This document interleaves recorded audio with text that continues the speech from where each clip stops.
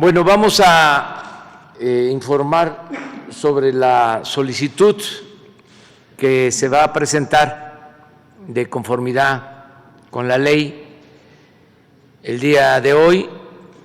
al Senado de la República. Vamos a firmar este escrito.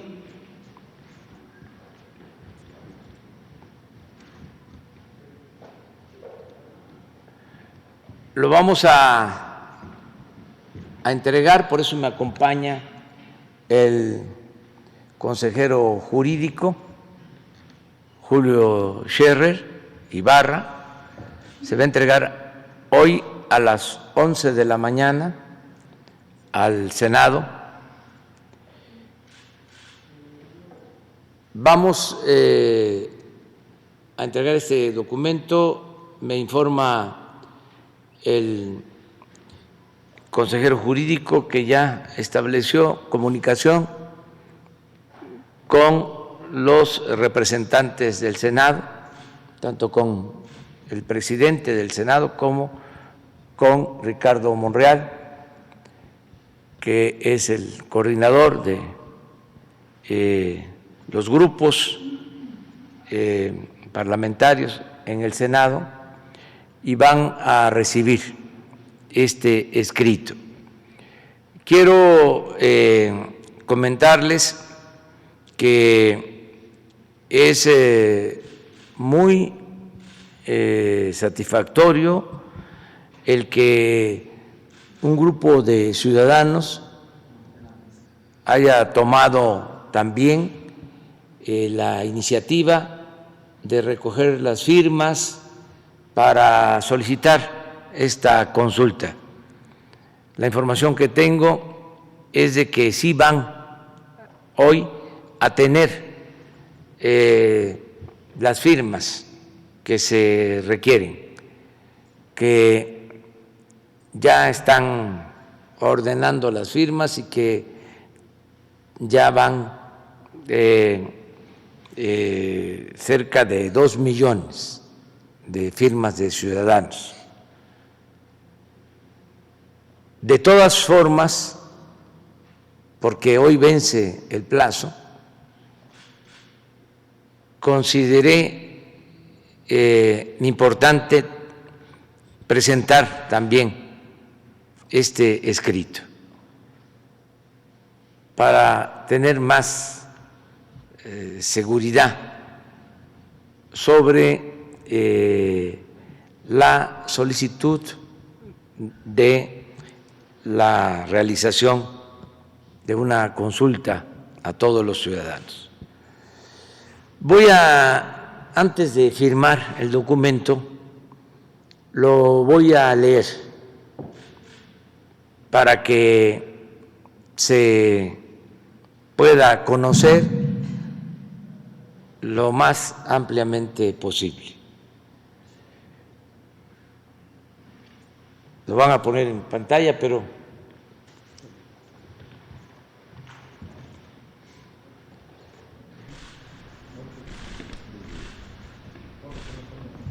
lo voy leyendo aquí.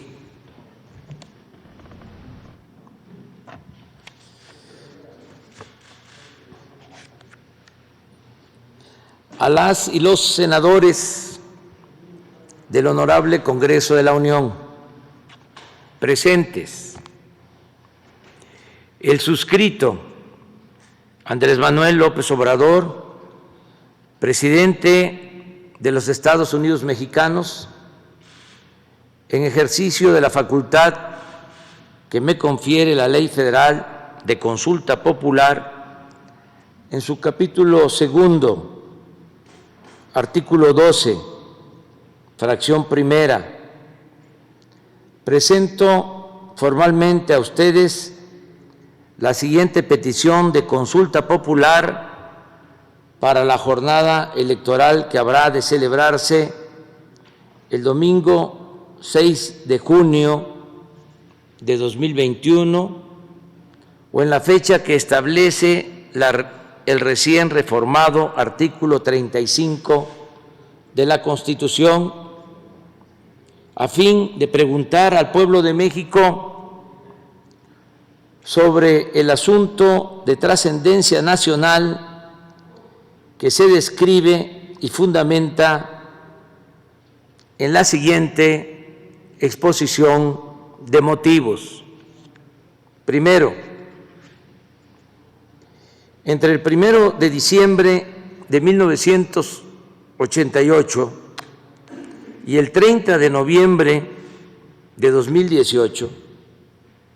México vivió un periodo caracterizado por la concentración desmesurada de la riqueza, quebrantos monumentales al erario, privatización de los bienes públicos, corrupción generalizada, procesos electorales viciados y prácticas gubernamentales que desembocaron en un crecimiento descontrolado de la violencia, la inseguridad pública, la violación masiva de derechos humanos,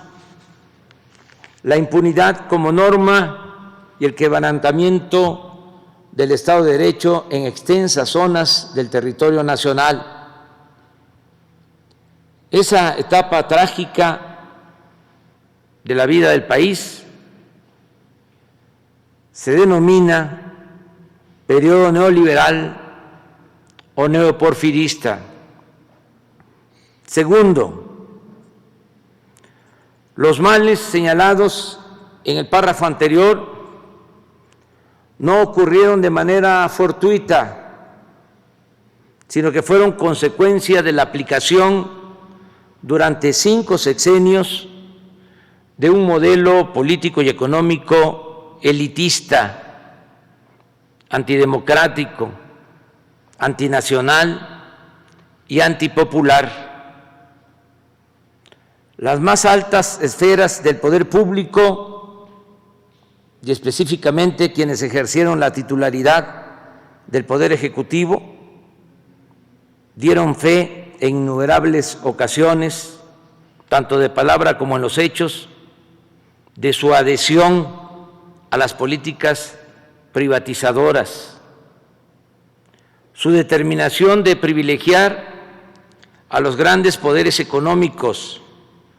y de su empecinamiento en estrategias de seguridad violentas, inhumanas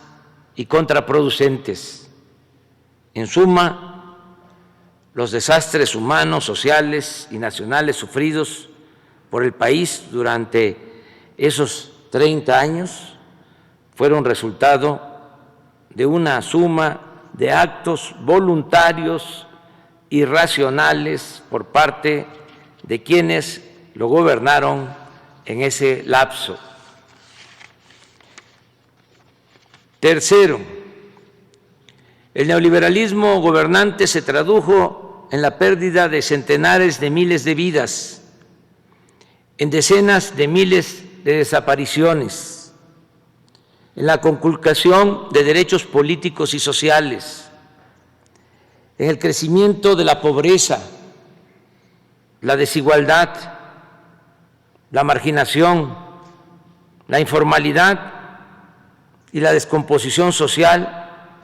en el deterioro sostenido de los sistemas públicos de salud y educación, en la desprotección de millones de jóvenes y adultos mayores, en el acoso depredador en contra de las comunidades indígenas,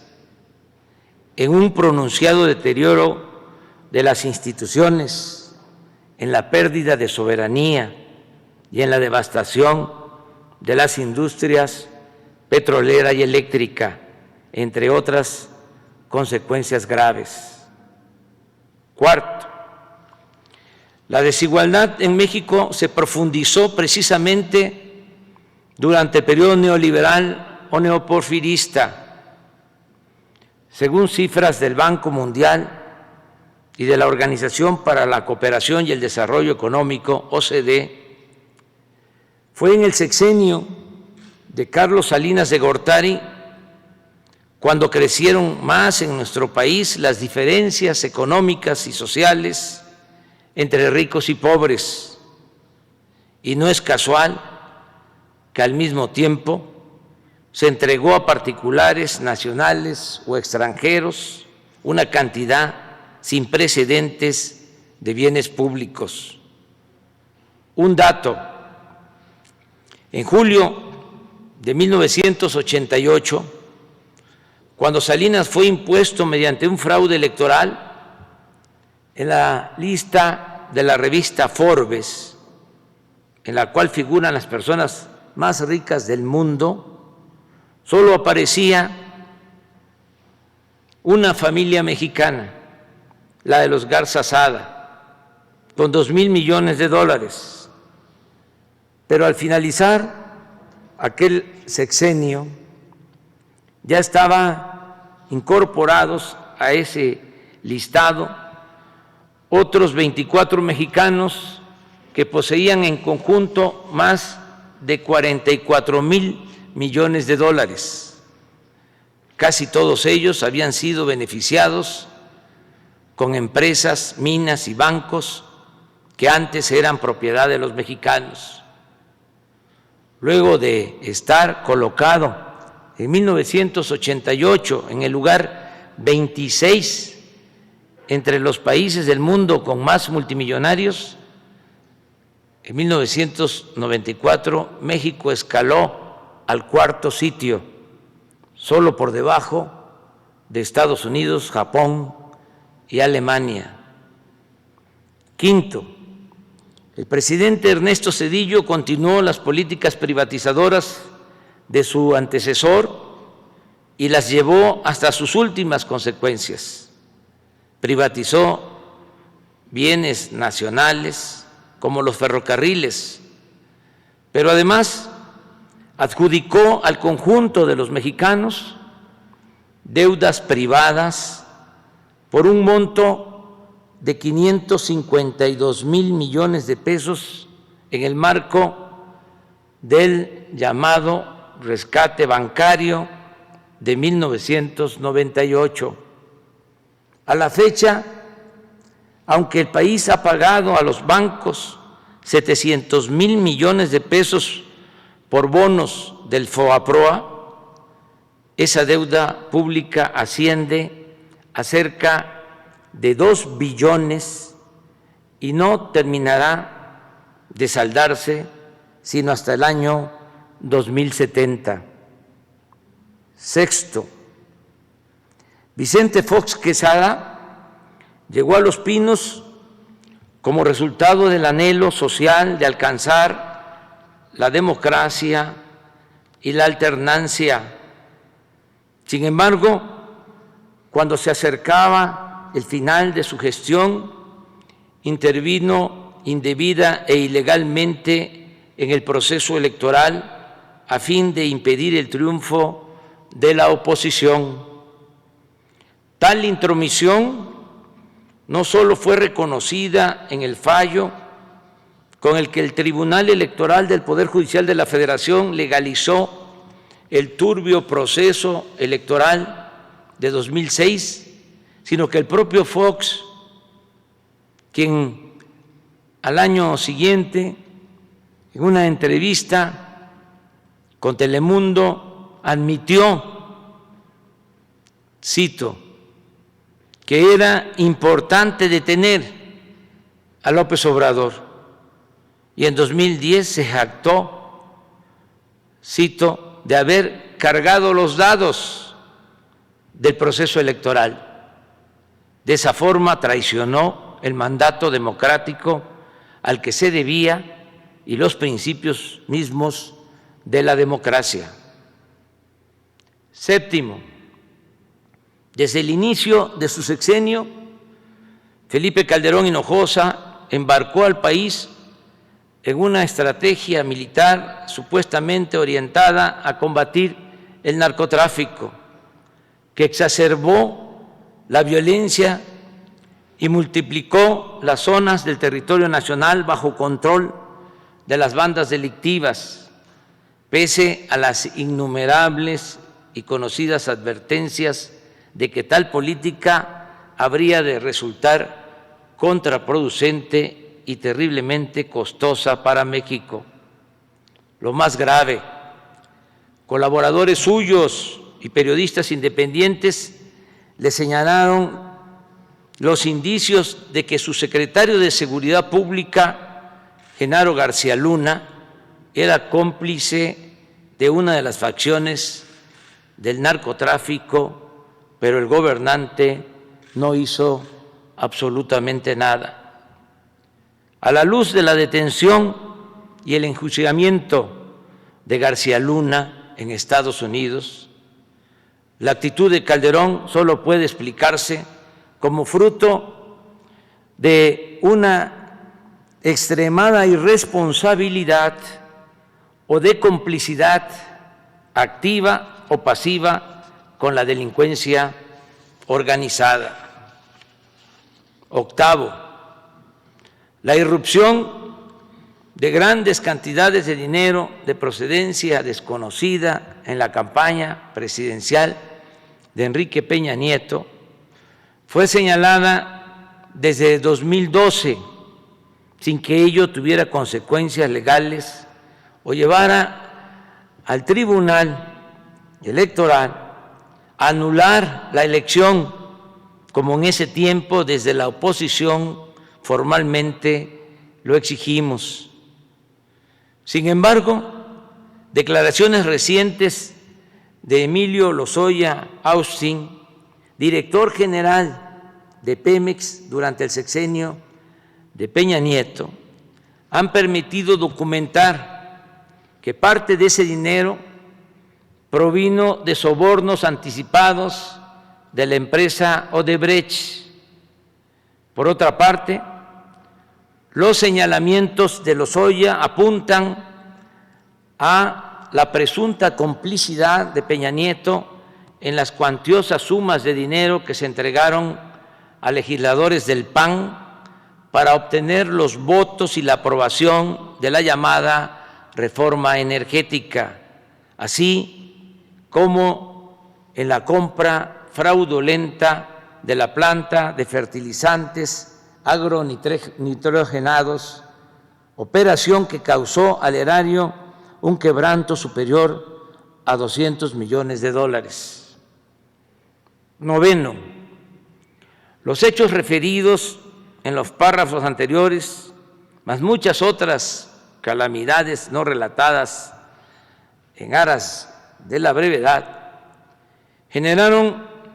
una creciente e inocultable indignación que desembocó en múltiples exigencias de justicia en sectores ampliamente mayoritarios de la sociedad mexicana. Tales exigencias se toparon con una diversidad de mecanismos de encubrimiento e impunidad, con la adulteración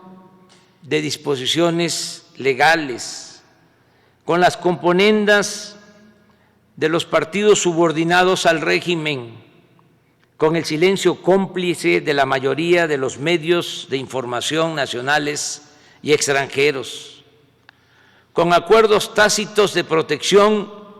entre los presidentes salientes y los entrantes, y con aparatos de procuración de justicia puestos al servicio de los propios gobernantes. Décimo, desde el primer día de mi gobierno se han incrementado las peticiones populares de esclarecimiento y justicia para las acciones presuntamente delictivas que posiblemente cometieron los expresidentes Carlos Salinas de Gortari, Ernesto Zedillo Ponce de León,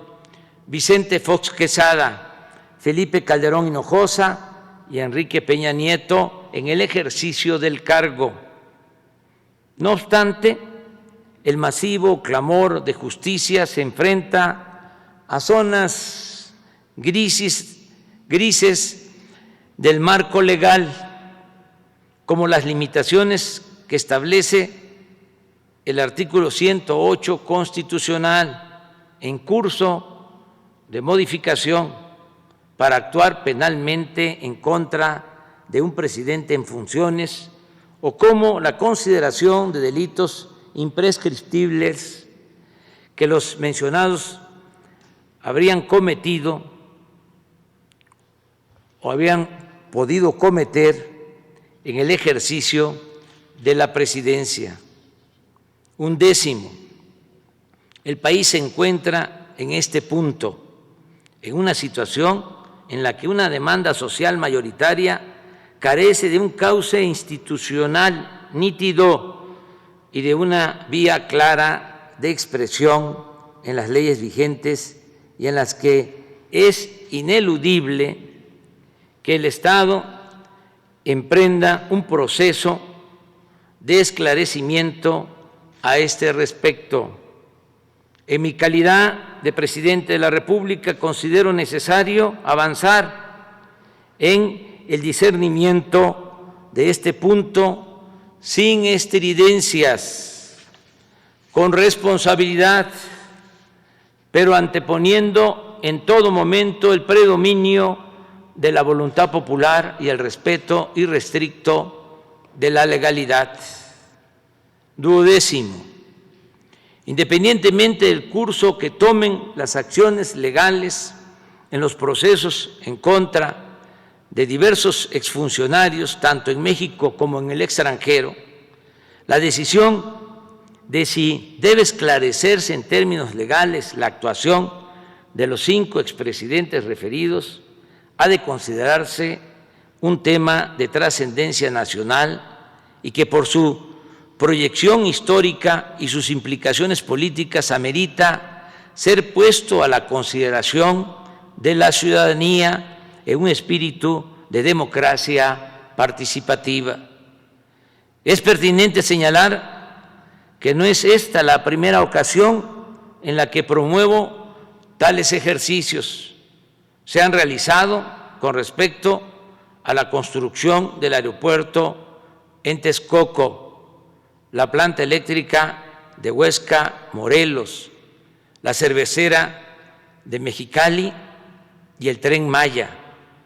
y he promovido la inclusión en la Carta Magna de las consultas regulares de revocación de mandato. 13, en mi toma de posesión, consciente de la relevancia y las implicaciones de juzgar penalmente a quienes ejercieron la presidencia, propuse la realización de una consulta popular como un paso necesario para resolver sobre este delicado asunto. Si el pueblo da su aprobación, las instituciones responsables de desahogar las potenciales acusaciones tendrán un enorme respaldo para realizar esa tarea con absoluta libertad. Si rechaza la propuesta del pueblo de México, nadie podrá acusar a esas instituciones de encubrir o solapar conductas ilegales. En lo personal, reafirmo la postura que he sostenido siempre sobre este tema, en el sentido de que en el terreno de la justicia se puede castigar los errores del pasado, pero lo fundamental es evitar los delitos del porvenir. He dicho y reitero que yo votaría por no someter a los expresidentes a proceso. Sin embargo, de realizarse la consulta, respetaré el fallo popular, sea cual sea, porque en la democracia el pueblo decide y por convicción me he propuesto mandar obedeciendo. En otras palabras, nunca traicionaré la confianza del pueblo y no seré cómplice de la impunidad, ni voy a ser tapadera de acciones turbias del pasado, pero tampoco pretendo impulsar represalias contra nadie, porque como lo he afirmado en numerosas ocasiones, no es mi fuerte la venganza. 14. El ejercicio de la consulta popular sobre la viabilidad de iniciar procesos legales en contra de los expresidentes es en sí mismo un precedente necesario para prevenir la repetición de conductas indebidas en el ejercicio del poder y un deslinde con respecto a la impunidad y encubrimiento que caracterizó a los gobiernos neoliberales, una forma de despejar la ambigüedad legal que ha imperado sobre las responsabilidades de la figura presidencial y una reafirmación del principio de soberanía popular contenido en el artículo 39 de nuestra Constitución Política. 15. La presente petición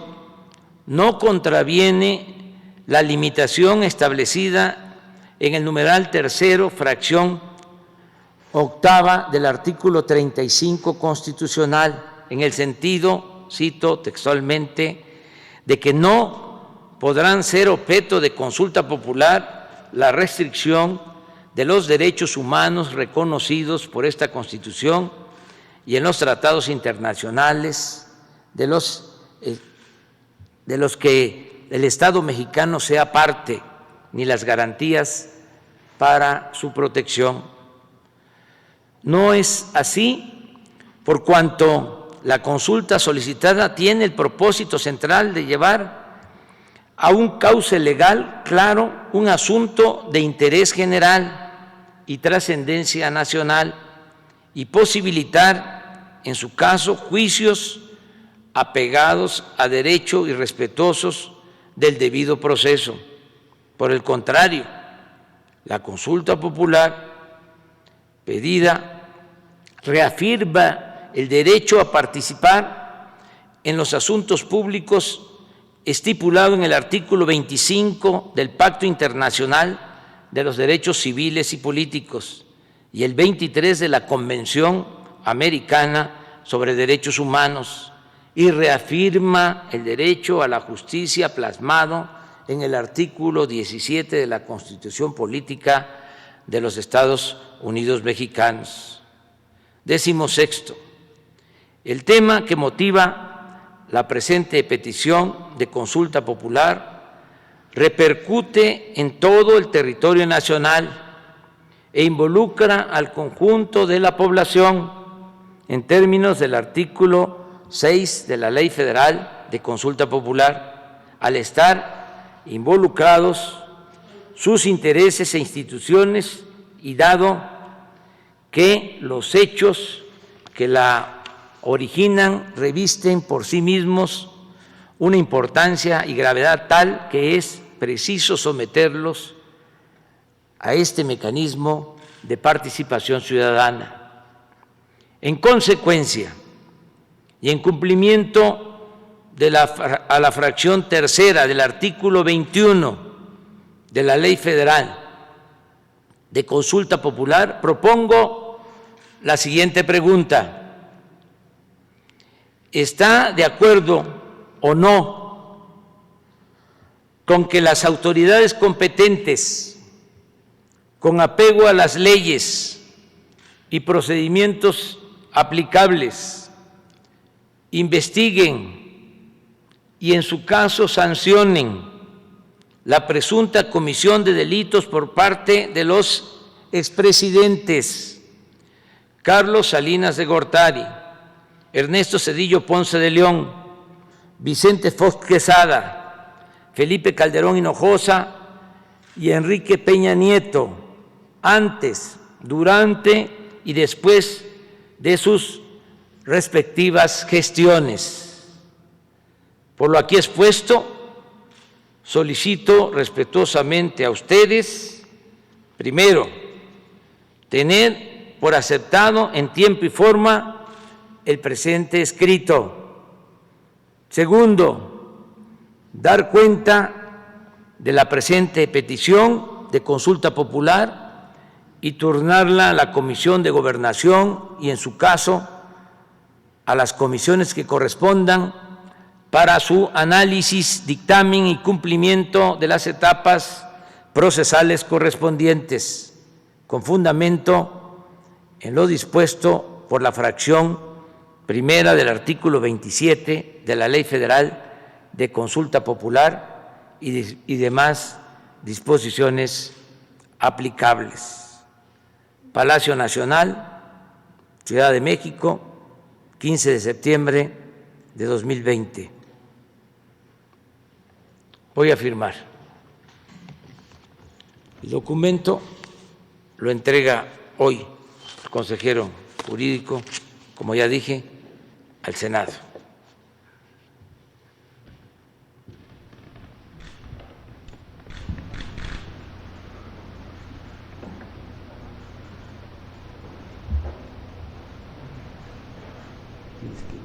Hoja por hoja.